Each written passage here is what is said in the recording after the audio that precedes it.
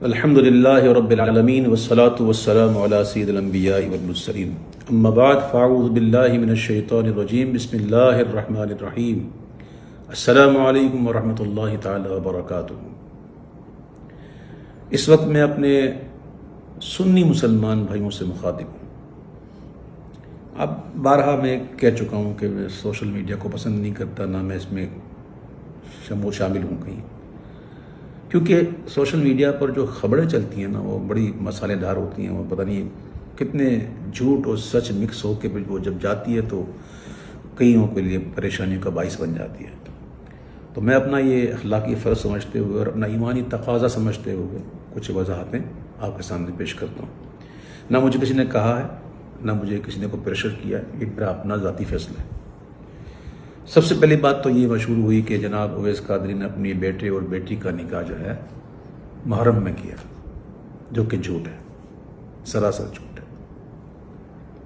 یعنی کہ پھر میری بچی کے بارے میں بھی کچھ لوگوں نے جو ہے وہ، خیر ان سے میری گفتگو ہی نہیں، ان کے لیے تو میرے علماء کافی ہیں انشاءاللہ، اللہ انہیں سلامت رکھے۔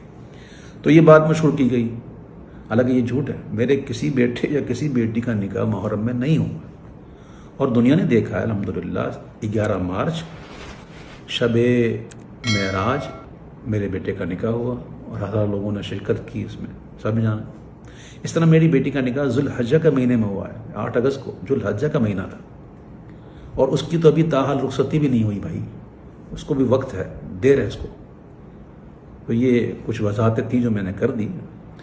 البتہ یہ تھا کہ میرے بیٹے کا جو ولیمہ تھا نا، وہ تاریخ تھی 2 اگست۔ یہ میں آپ کے سامنے کارڈ پیش کر رہا ہوں، یہ تاریخ، یہ کارڈ دیکھ سکتے ہیں، اس میں لکھا ہوا ہے 2 اگست۔ لیکن 2 اگست کو کیا ہوا تھا؟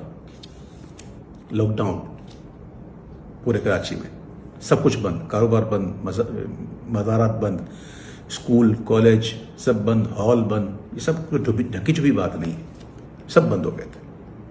تو یہ ہمیں کینسل کرنی پڑی۔ تو یہ ہے کارڈ کی سر ورق، جس پر ہم نے یہ یوں اسٹیکر لگایا تھا، یہ یوں، ٹھیک ہے۔ اس کے اندر پھر کارڈ ہے، اور وہ کارڈ بھی آپ کو دکھائی دوں تاکہ ان لوگوں کی زبانیں بند ہوں جو معاذ اللہ مجھے کہتے ہیں میں نے، معاذ اللہ سما معاذ اللہ، مجھے کہہ رہے کہ میں نے جان بوجھ کر جو ہے وہ اس مہینے میں رکھی ہے۔ استغفر اللہ ربی من کل ذنب واتوب الیہ۔ یہ دیکھیں، یہ کارڈ نیا چھپا ہے۔ ہر کارڈ جس کو میں نے کارڈ کیا، اس کارڈ کے پیچھے ایک کارڈ ہے، یہ دیکھیں، یہ پرانے کارڈ ہے۔ اس میں دیکھیں کیا تھا، سنڈے 2 اگست، یہ نظر آ رہا آپ کو؟ پر اب یہ تو ہو گئی بات کہ تاریخ تو میں نے پہلے کی رکھی تھی۔ اب یہ جناب 13 اگست کو کیسے ہوئی؟ تو بات اصل یہ بھائیوں، کچھ ایسے حقائق ہوتے ہیں جو لوگوں کو نہیں پتہ ہوتا، جو قریبی ہوتے ہیں نا ان کو پتہ ہوتا ہے۔ کچھ مجبوریاں ہوتی ہیں۔ اب لوگ کہیں گے کیا مجبوریاں ہوتی ہیں؟ تو میرے بھائیوں، میں اس موقع پہ یہ دعا کروں گا کہ اللہ تعالیٰ آپ کو ایسی مجبوریوں سے بچائے۔ کسی کے ساتھ بھی ہو سکتا ہے، کسی کے ساتھ بھی ہو سکتا ہے۔ میں الحمدللہ جانتا ہوں کہ وہ کام جو اگرچہ جائز ہو لیکن فتنے کا باعث بنے تو اس سے بچنا ہی احوط ہے، میں جانتا ہوں۔ اور میں یہ بھی جانتا ہوں کہ یہ مہینہ کون سا ہے، اس مہینے میں کیا ہونا چاہیے۔ یہ جو کچھ میں نے کیا ہے، یہ کوئی مستحسن سمجھ کے نہیں کیا ہے، یہ ایک اضطراری کیفیت تھی، اضطراری حالت تھی، اختیاری حالت نہ تھی۔ لاک ڈاؤن ہوا، لاک ڈاؤن کے بعد بھی، عاشورے کے بعد بھی کوئی یقینی صورتحال تو تھی نہیں اس کی۔ اور ہال کا پتہ آپ کو کیا معاملہ ہوتا ہے کہ وہ ہال جو ہے وہ تاریخوں پر چلتے ہیں، تاریخیں ہیں ہی نہیں، کیا کرے بندہ۔ تو وہ پھر مہمان آئے ہوئے ہوتے ہیں، کئی باہر ممالک سے آئے ہوتے ہیں، جن کے جانے کا مسئلہ ہوتا ہے، جن کی ٹکٹوں کا مسئلہ ہوتا ہے۔ اور آج کل جانتے ہیں آپ، یہ جو ٹریول کا معاملہ کیسا الجھا ہوا ہے، سیٹیں کہاں ملتی ہیں، کس طرح ملتی ہیں، بڑے معاملات ہوتے ہیں۔ تو یہ ایک ایسی کیفیت میں یہ کی گئی ہے۔ اس کے باوجود الحمدللہ، یہ میں بتاؤں الحمدللہ کہ ہمارے یہاں، میرے یہاں الحمدللہ شادی میں گانے باجے، ناچ ڈانس، پارٹیاں یہ نہیں ہوتی، اللہ کا شکر ہے۔ ہمارے یہاں یہ چیزیں نہیں ہوتی۔ ہماری دھوم دھام تو بس یہی ہے، حضور کا ذکر، اللہ کے محبوب کا ذکر۔ تو میں نے اپنے بیٹے کے ولیمے کو برائے ایصال ثواب امام علی مقام شہداء کربلا میں نے منسوب کیا اور ان کے نام کا لنگر مہمانوں کو کھلایا۔ اب ذرا یہ بھی دیکھ لیں کہ جو تقریب میں ولیمہ تھی وہ کیسی تھی، جس کے گواہ کراچی کے مستند بڑے بڑے مفتیان کرام، بڑے بڑے علماء کرام، بڑے بڑے سرا حضرات اور دیگر مسلمان موجود تھے جو اس بات کی گواہی دیتے ہیں، اور گواہی دی ہے انہوں نے کہ ایسا ولیمہ ہم نے کبھی زندگی میں نہیں دیکھا کہ جس میں ایسی نعتیں پڑھی جائیں، ایسے مناقب پڑھے جائیں امام علی مقام کے۔ مغرب کی نماز با جماعت ادا کی گئی اور پھر 1 گھنٹہ پورا الحمدللہ 1 گھنٹہ سوا گھنٹہ ہم نے عشاء کا وقت شروع ہونے سے پہلے ہم نے یہ سلسلہ رکھا، سلام پڑھے گئے، مناقب پڑھے گئے، دعائیں کی گئیں اور پھر عشاء کی نماز با جماعت ادا کی گئی شریعت کے مطابق، اور پھر تمام مہمانوں کو جو ہے وہ لنگر حسینی کھلایا گیا۔ اور ایک اور بات بتا دوں کہ اس محفل میں میرے بیٹے کا سہرا بھی نہیں پڑھا گیا۔ بہرحال جو میری ایک وضاحت تھی جو میں سمجھتا ہوں انشاءاللہ آپ لوگ ضرور سمجھیں گے، اور مسلمان کو آپس میں محبت کرنا چاہیے۔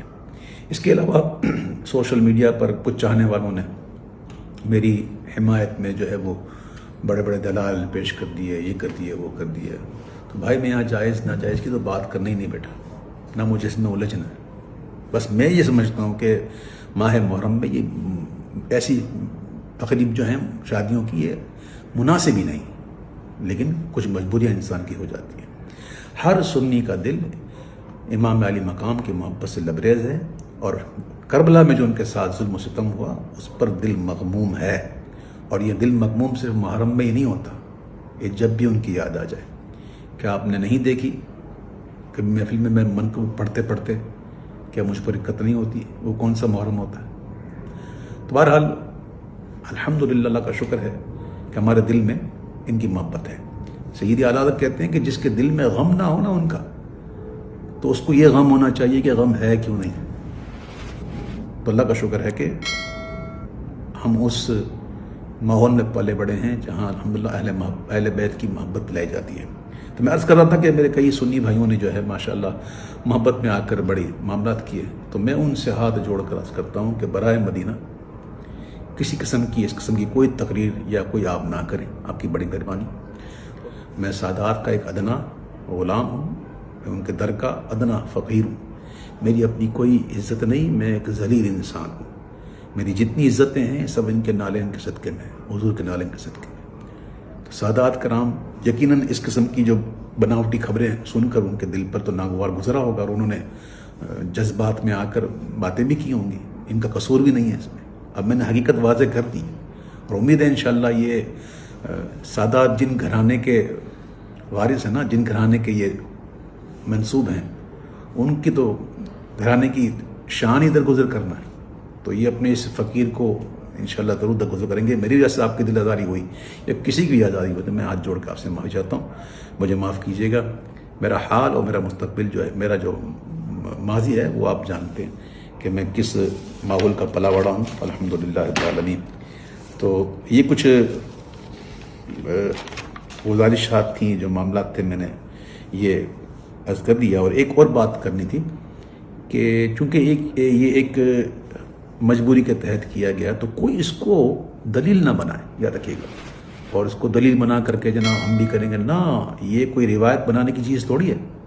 اللہ نہ کرے آپ کے ساتھ کوئی ایسا مسئلہ ہو، کوئی مجبوری ہو بھائی، یہ تو میں نے کہتا ہوں یہ بالکل مناسب ہی نہیں ہے ان دنوں میں، تو آپ کبھی بھی اس کی پیروی مت کیجیے گا۔ اور حضور وہ امام علی ہم ہونا چاہیے، لیکن ایسا کہ اسے سوگ نہ ہو، سوگ ہمارے یہاں جائز نہیں ہے۔ میں پھر ایک بار پھر اپنے تمام ان لوگوں سے کہ جو دن کے دل جو ہے وہ دل آزاری ہو جن کی، میں ان سے ایک بار پھر معذرت طلب کرتا ہوں، اور آخر میں یہ دعا کرتا ہوں کہ اللہ تعالیٰ ہمیں سرکار دو عالم صلی اللہ علیہ وسلم کی محبت میں، حب صحابہ میں اور حب اہل بیت رضوان اللہ تعالیٰ عنہم میں ہمیں جینا نصیب فرمائے، اور انہیں کی محبت میں موت نصیب فرمائے۔ اللہ تعالیٰ میری دعاؤں کو قبول فرمائے، آمین یا رب العالمین۔ میرے حسین تجھے سلام، میرے حسین تجھے سلام، انہیں سلام منور یہ چاہتا ہے جی، تمام عمر لکھوں اور نہ ہو تمام سلام۔ السلام علیکم ورحمۃ اللہ وبرکاتہ۔